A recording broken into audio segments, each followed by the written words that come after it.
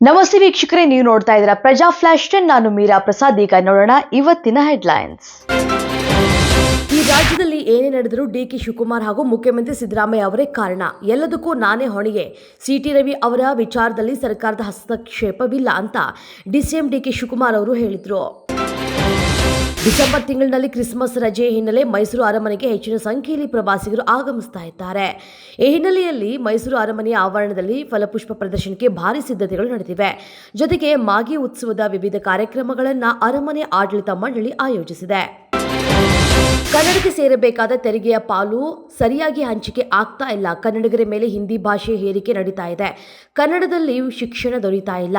ಕನ್ನಡಿಗರು ಸತತವಾಗಿ ಶೋಷಣೆಗೆ ಒಳಗಾಗ್ತಾ ಇದ್ದಾರೆ ಅಂತ 87ನೇ ಅಖಿಲ ಭಾರತ ಕನ್ನಡ ಸಾಹಿತ್ಯ ಸಮ್ಮೇಳನದ ಸರ್ವಾಧ್ಯಕ್ಷ ಗೋರು ಚನ್ನಬಸಪ್ಪ ಆಕ್ರೋಶ ವ್ಯಕ್ತಪಡಿಸಿದ್ದಾರೆ. ಲಕ್ಷ್ಮೀ ಹೆಬ್ಬಾಳ್ಕರ್ ಅವರ ಬಗ್ಗೆ ಅಶ್ಲೀಲವಾಗಿ ನಿಂದಿಸಿರುವಂತಹ ಕುರಿತಂತೆ ಕಾಂಗ್ರೆಸ್ ಶಾಸಕ ವಿಜಯಾನಂದ ಕಾಶ್ಯಪ್ನವರ್ ಬಿಜೆಪಿಯವರ ಸಂಸ್ಕೃತಿಯೇ ಅದು. ಬಿಜೆಪಿಯ ನಾಯಕರು ಕೀಳು ಮಟ್ಟದ ಭಾಷೆಯನ್ನ ಬಳಸುತ್ತಾರೆ.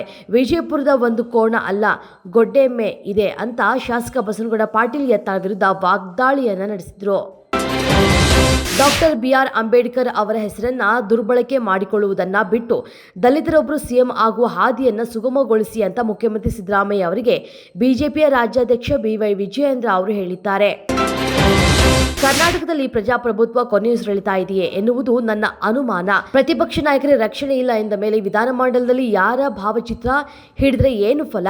ವಿಧಾನ ಪರಿಷತ್ ಸದಸ್ಯರಾದ CT ರವಿ ಅವರ ಮೇಲೆ ಸುವರ್ಣಸೌಧದಲ್ಲಿಯೇ ಹಲ್ಲೆ ಯತ್ನ ನಡೆದಿರುವುದನ್ನು ಮಾಜಿ ಸಿಎಂ ಹಾಗೂ ಕೇಂದ್ರ ಸಚಿವ HD ಕುಮಾರಸ್ವಾಮಿ ಖಂಡಿಸಿದ್ದಾರೆ.